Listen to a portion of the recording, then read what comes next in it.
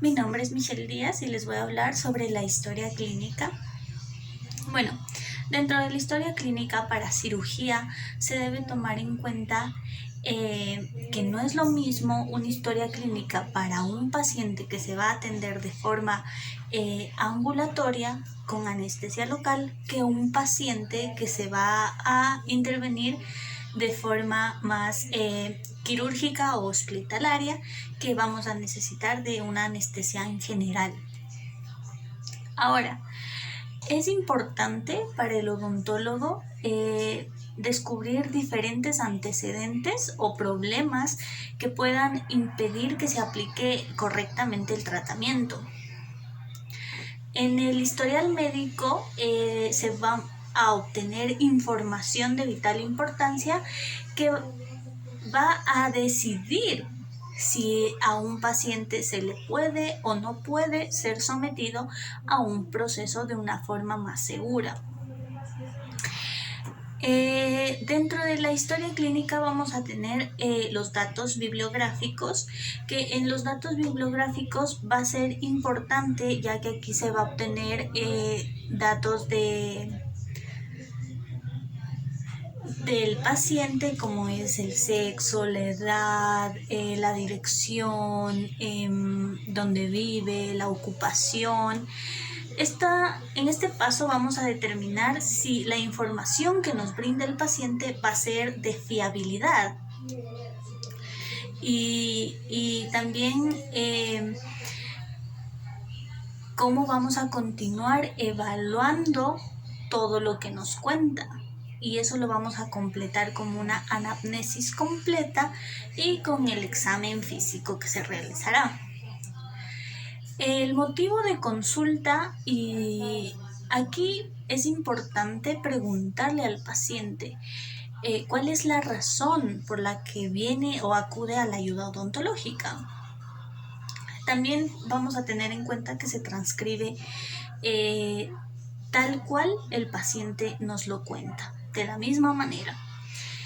Aquí este punto nos ayuda a establecer las prioridades y la planificación del tratamiento que se va a realizar. También en algunas ocasiones los pacientes pueden temer a su razón verdadera o consciente para contarnos sobre su acudimiento, ¿no? En cuanto a los antecedentes médicos o personales, el paciente debe describir alguna tolerancia o algún dolor o alguna dolencia que sienta. Aquí debe describir cuándo inició, hubo cambios después de haber iniciado, la influencia sobre otros factores, como tenemos al tomar algún frío, al tomar algo caliente, etc. La intensidad que sufre y la duración que siente ante este doler. También es importante ver la localización, es decir, si está en un sitio o si es irradiado. Hay que investigar diferentes síntomas que estén asociados, como son la fiebre, el malestar, la debilidad, etc. En cuanto a los antecedentes médicos, familiares y sociales, aquí es un medio eficiente, se lo ha denominado así porque recoge información que puede llamar mucho la atención sobre respuestas que puede tener el paciente, como son las alergias. Es importante aquí en la odontología las alergias a las aspirinas o a las penicilinas, que es lo que más se suele utilizar. También es de gran ayuda hacia preguntas específicas sobre los problemas más comunes, como son problemas cardíacos, problemas renales, problemas respiratorios que afectan, queramos o no, al tratamiento. También es importante y es de gran utilidad la historia familiar, ya que nos centramos en las enfermedades hereditarias, que son un poco más relevantes. Y también la historia clínica es importante irla actualizando de una manera más periódica. En cuanto a la revisión por sistemas, aquí nos permite obtener como síntomas de los pacientes donde se pueden revelar algún tipo de problema que no han sido diagnosticados. Entonces, es importante la revisión del sistema cardiovascular, que va a incluir preguntas como alguna molestia, algún dolor en el pecho, al esfuerzo, durante la comida, palpaciones, etc. Todos estos tipos de preguntas nos van a ayudar a decidir si se practica o no el tratamiento o la cirugía y qué tipo de fármacos, qué tipo de procedimiento, qué tipo de anestésico puede utilizar para controlar. En el examen físico debemos tener en cuenta que es muy importante los 4 términos, que es la inspección, la palpación, la percusión y la auscultación. En todos estos vamos a revisar de cabeza a cuello, de forma general en cuanto a su forma, en cuanto a su reacción, en cuanto a su tamaño, en cuanto a su movimiento, las mucosas, los labios, los ganglios, las amígdalas, la articulación, que es muy importante, las glándulas salivales, el suelo, el piso, los músculos, etc. Ahora vamos a ver que la ASA clasificó a los pacientes, donde vamos a obtener la ASA 1, que es un paciente totalmente sano. El ASA 2 es ya algún tipo de enfermedad en el sistema que nos indica algún factor de riesgo. Tenemos que tomarlo en cuenta. El ASA 3 ya es un paciente con una enfermedad grave. En el ASA 4 es un paciente con una enfermedad grave que tiene un riesgo muy constante, es decir, que estamos en peligro de en algún momento realizar algo más. Supervivencia depende más de una intervención que de él mismo. El ASA 6 es un paciente ya no consciente de sus movimientos, etcétera, como podría ser una muerte cerebral.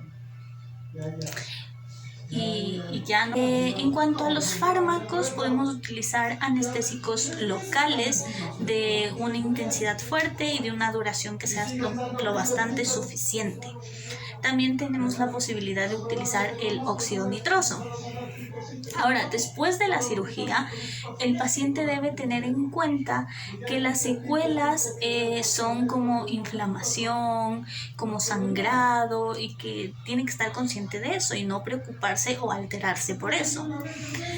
También debemos utilizar analgésicos efectivos. También tenemos que tener cuidado en cuanto a los analgésicos por los AINES y las enfermedades relacionadas con ellos.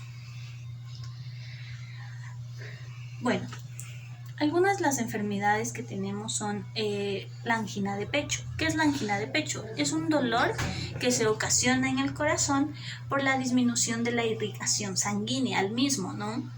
Entonces aquí lo que vamos a hacer es reducir esa ansiedad, es disponer de comprimidos de nitroglicerina, que esta nitroglicerina va a abrir los vasos sanguíneos para que mejore el flujo de la sangre. También asegurarnos que esa anestesia local sea muy profunda antes de comenzar la cirugía. También tenemos que estar atentos a un control de los signos vitales y también tenemos que tener mucho cuidado con la administración de la adrenalina, ya que lo máximo sería 0,04 miligramos debido a que esta puede activar el sistema circulatorio. También tenemos que tener un contacto verbal con el paciente a lo largo del procedimiento para poder controlar el estado. Ahora, en cuanto a los infartos del miocardio, tenemos que es la obstrucción de irrigación sanguínea al músculo del corazón.